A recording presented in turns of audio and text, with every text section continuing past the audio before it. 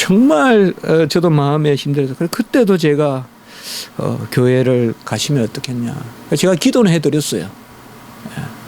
이미 생명이 많이 남지 않았다는 걸 제가 깨달았기 때문에 기도는 해드렸는데, 어떻게 보면 우리의 눈물의 의미, 우리는 분명 마지막 이 땅을 떠나기 전에 눈물을 흘릴 것입니다.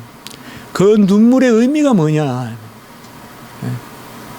주님이 눈물 근원이 되시는 그 눈물, 진정한 고급스러운 애통의 눈물을 흘리느냐, 아니면 불무불으로 끌려가는 마지못해 뜻도 모르고 공포에 떠는 그 죄 가운데서 거듭나지 못한 눈물을 흘리느냐. 우리 주님이 심한 통곡과 눈물로 간구를 들으셨습니다. 땀이 핏방울이 되도록 간구하시고, 주님께서 우리의 즐거움의 근원이 되시려고 우리의 기쁨을 위하여 우리 주님께서 눈물을 흘리신 것입니다. 히브리서 12장 2절에 보면 믿음의 주여 온전하게 하시는 예수를 바라보라. 그는 그 앞에 있는 기쁨을 위하여 십자가를 참으사 부끄러움을 개의치 아니하시더니 하나님 보좌 우편에 앉으셨느니라. 주님께서 심한 통곡과 눈물을 흘린 것은 그 앞에 있는 기쁨을 위한 것입니다. 주님이 하신 일은 전부 우리를 위하여 하시는 일이에요. 나신 것도 사신 것도 우신 것도. 그러면 그 앞에 기쁨을 바라보고 십자가에서 죽으시고 우편에 앉으셨다라고 말할 때 그 앞에 놓여있는 기쁨은 곧 우리를 위한 기쁨이에요. 주님께서 심한 통곡과 눈물을 흘리신 것은 바로 우리를 위한 기쁨을, 우리에게 기쁨을 주시기 위하여, 헬라어로 카라라고 합니다. 기쁨, 기쁨을 주시기 위하여 그 주님께서 모든 것을 순종하셨어요. 그래서 히브리서 1장 9절에 보면 그 아들에게 즐거움의 기름을 부어주셨다. 아들이 모든 것을 순종하니까 히브리서 1장 9절에 보면 그 아들에게 즐거움의 기름을 부어주셨다. 이것도 카라예요. 성경에서 기쁨, 즐거움은 다 헬라어로 한 단어예요. 기쁨의 기름을 부어주셨다. 그래서 우리 예수 그리스도는 그가 사람임에도 고난으로 순종함을 배워서 심한 통곡과 눈물로 소원과 간구를 하나님께 드려서 그의 경건하심으로 온전해 주셔서 그도 눈물 가운데서 바로 우리를 위하여 고통당하시고 눈물 흘리시고 그 눈물로 위에 계신 하나님이 그 아들에게 즐거움의 기름을 부으시고 기쁨을 주시고 그 즐거움의 기름, 기쁨이 이제 예수를 믿는 우리의 것이라 이 말이에요. 주님이 다 이루셨으므로, 주님이 애통한 가운데서 다 이루셨으므로 우리가 기쁨을 누리는 것입니다. 그러므로 야고보 4장 9절은 우리에게 그저 슬픈 말씀으로 와닿지 않습니다. 슬퍼하며 애통하며 울지어다. 너의 웃음을 애통으로, 너의 즐거움을 근심으로 바꿀지어다. 우리는 슬퍼하며 애통하며 울지어다. 이것이 바로 인생의 향료예요. 눈물에 버무려야 아름다운 음식을 먹는 거예요. 슬퍼하며 애통하며 울지어다. 눈물 골짜기를 가지 않고는 기쁨의 단을 거둘 수 없고 기쁨의 전에 이룰 수가 없습니다. 불견한 인생을 고해니 슬픔의 바다니 그 정도 수준에서 머물고 이 세상을 떠나기는 것을 이야기하지만 우리는 그렇게 말하지 않습니다. 우리는 슬퍼하며 애통하며 우는 것, 이것이 곧 예수 그리스도를 안에서 슬퍼하며 그리스도 안에서 애통하며 우는 것입니다. 같이 합니다. 예수 그리스도 안에서 슬퍼하며 애통하며 울지어다. 이때 슬픔이 인생의 향료가 되고 이때 울음이 아름다운 맛을 내는 그러한 인생의 소스가 된다 이 말이에요. 눈물이 없는 인생 얼마나 건조한 인생이에요. 소리나지 않는 악기와 같아요. 눈물이 없는 것은 소리나지 않는 악기와 같아요. 누가 피리를 딱 때리니까 깨지는 소리 나죠. 그 소리는 피리 소리가 아니에요. 피리를 깼을 때 피리를 딱 때리니까 탁 소리가 나는. 눈물이 없으면 피리 소리가 아니라 인생이 이상한 소리를 내는 거예요. 피리는 불 때 나는 거죠. 불 때 나는 소리가 피리 소리지, 피리를 꺾을 때 나는 소리가 피리 소리가 아니죠. 눈물이 없으면 피리 소리가 안 나요. 눈물이 있어야 인생 고유의 소리가 나요. 나머지 소리는 인생 소리 아니에요. 피리를 꺾는 소리예요.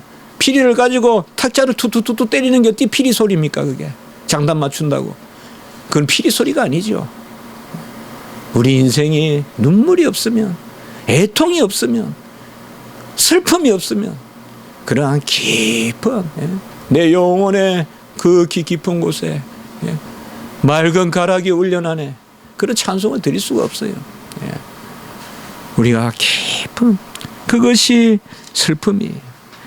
이 슬픔을 알기 때문에 주야로 그리스도 안에서 눈물을 흘려 침상을 띄우고 요를 적시고 밤새 울음이 기수갈지라도 아침에는 기쁨이 찾아오리라. 그것이 바로 시편 기자의 노래인 것입니다.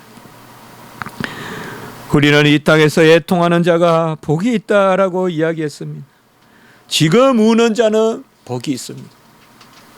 지금 즐거워하는 자는 즐거워하지 못할 것이요.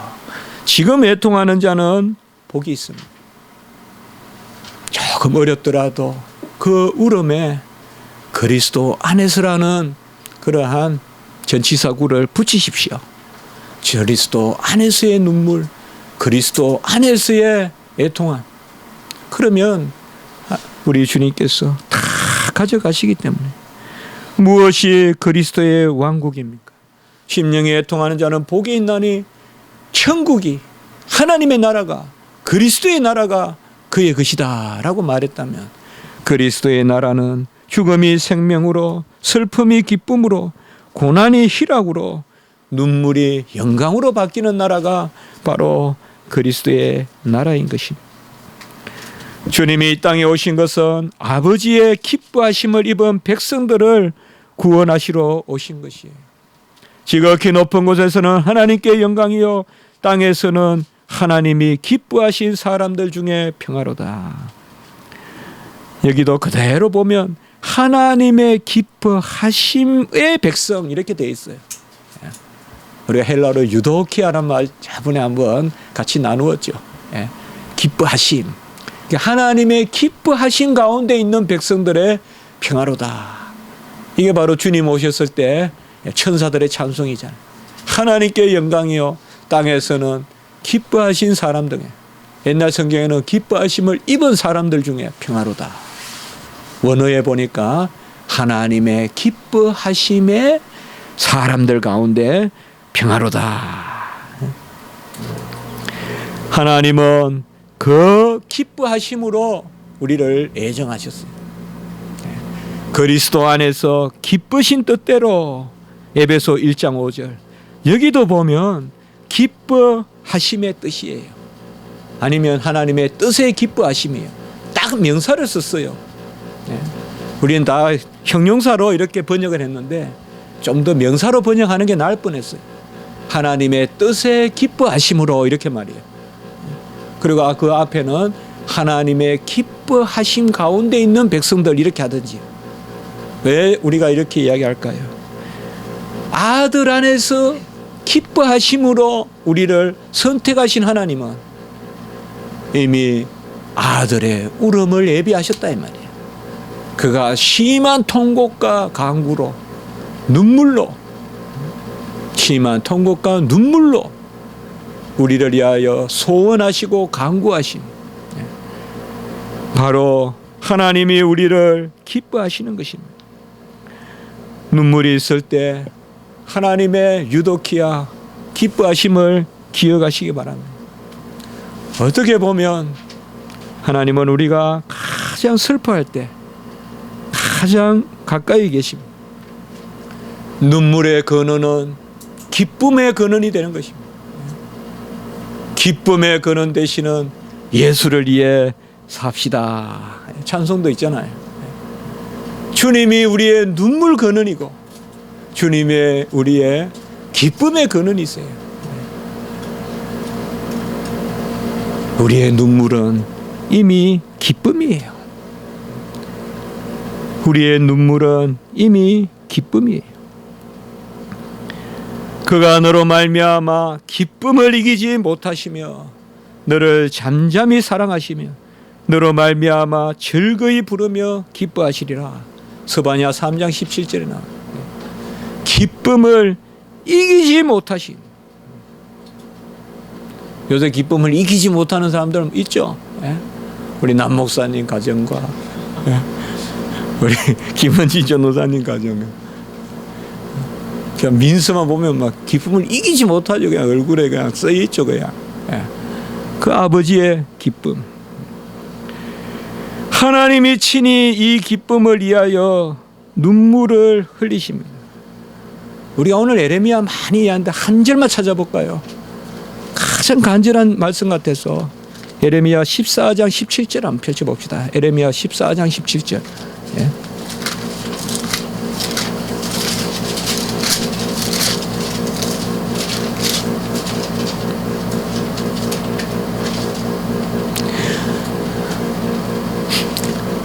여기에서 먼저 17절에 나오는 너는 예레미야요 나는 하나님이요 그들은 예루살렘 백성입니다. 너는 예레미야요. 그렇게 하나님이 여호와 하나님이 예레미야에게 지금 말씀하는 거예요. 자, 17절 같이 한번 읽어봅시다. 시작. 너는 이 말로 그들에게 이르라. 내 눈이 밤낮으로 그치지 아니하고 눈물을 흘리리니 이는 처녀딸 내 백성이 큰 파멸 중한 상처로 말미암아 망함이라. 여호와 하나님이 밤낮으로 그치지 아니하시고 눈물을 흘린다 이렇게 말하고 있어요. 에레미야가 심판을 전하는 선지자로 알았지만 사실 처녀딸 내 백성 바로 예루살렘의 처녀딸 이렇게 많이 부르거든요. 시온의 딸 예루살렘 처녀딸 내 백성을 중한 상처로 말미암아 주님께서 먼저 체휼하시면서 여호와 하나님이 눈물을 흘리고 계시다. 여호와 하나님이 친히 눈물을 흘리시고 이제 주님을 보내셔서 주님이 친히 우리를 위하여 울고 계시는 것입니다. 골고다 올라가는 길에 많은 여자의 큰 무리가 주님을 따르면서 가슴을 치며 슬피 울면서 따라갔습니다.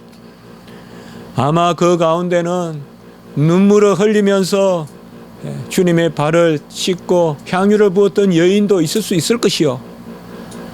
그리고 마리아와 같이 나사로의 죽음 앞에서 울고 있는 주님의 모습을 본 그러한 마리아의 누이 바로 나사로의 누이 마리아 마르다도 있었을 것입니다. 많은 여자들이 가슴을 치며 슬피 울었습니다. 그때 주님이 말씀했어요. 예루살렘의 딸들아. 금방 우리가 읽었던 예레미야 14장 17절에 처녀 딸 내 백성아 이 비슷한 표현이에요. 예루살렘 딸아 이렇게 하면서 예루살렘의 딸만 이야기하는 것이 아니라 여기는 가까이의 여자들이니까 그래 볼 수도 있지만 전체 예루살렘 백성을 이야기하는 거예요. 예루살렘의 딸들아 나를 위하여 울지 말고 너희와 너희 자녀를 위하여 울라. 주님을 위하여 울어야 될 것 같은데 주님을 위하여 울지 말라. 이것은 뭘 의미할까요? 주님은 우리를 위하여 다 이루셨습니다.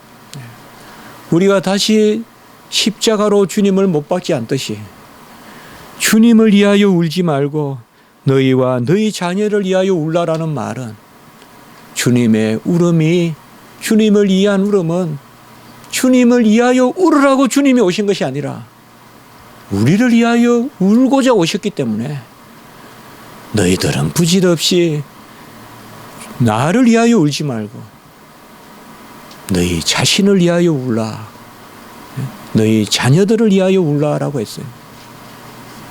우리가 주님을 기억하면서 울지 말라는 것이 아니에요.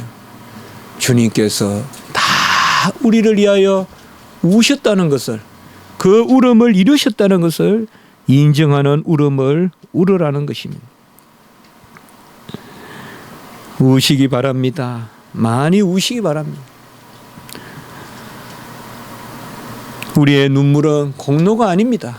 우리의 눈물은 우리 주님의 눈물을 인정하는 것입니다. 지금 눈물 가운데 있거든. 너무 그 눈물로 절망치 마십시오. 분명히 하나님이 그 눈물의 의미를, 그 눈물로 단을, 그 눈물로 수명의 연장을 허락하실 것입니다. 눈물로 하나님 앞에 나가십시오. 제가 말씀 잘 드리죠. 하나님 앞에 최고 프리 티켓은 불쌍히 보이는 것이에요. 불쌍하게 안 보이면 못 들어가요, 하나님 나라에. 주님 앞에 내어놓으십시오. 제가 마지막에 이렇게 설교문에 쓴 것으로 마치겠습니다. 우십시오. 그러나 나와 자녀를 위하여 우십시오. 그 눈물을 십자가에 두십시오. 주님이 우리를 위해 울게 하십시오. 그러나 주님을 위하여 울지는 마십시오. 주님이 우리를 위하여 우셨으므로 우십시오. 주님이 목자가 되사 우리를 생명수 샘으로 인도하시고 하나님이 우리의 눈에서 눈물을 씻겨 주실 것이므로 계시록 7장 17절 아들에게 부어 주신 즐거움의 기름을 우리에게 부어 주실 것이므로 히브리서 1장 9절. 아멘. 기도드리겠습니다. 거룩하고 자비로우신 하나님 아버지, 눈물의 근원, 기쁨의 근원 되시는 예수 그리스도를 주로 믿고 살게 하시니 감사합니다. 애통의 눈물 흘리게 하시옵소서. 회개의 눈물, 화목의 눈물, 감사의 눈물 마르지 말게 하시옵소서. 여호와의 병에 채울 만한 눈물을 흘리게 하시옵소서. 혹 그 눈물이 간혹 쓰라리라도 약속 있는 언약의 눈물임을 믿고 언제든 감사하게 하시옵소서. 눈물로 이기게 하시고 눈물로 수명을 얻게 하시고 눈물로 기쁨의 단을 거두게 하시옵소서. 구주 예수 그리스도의 이름으로 감사하며 기도드리옵나이다. 아멘.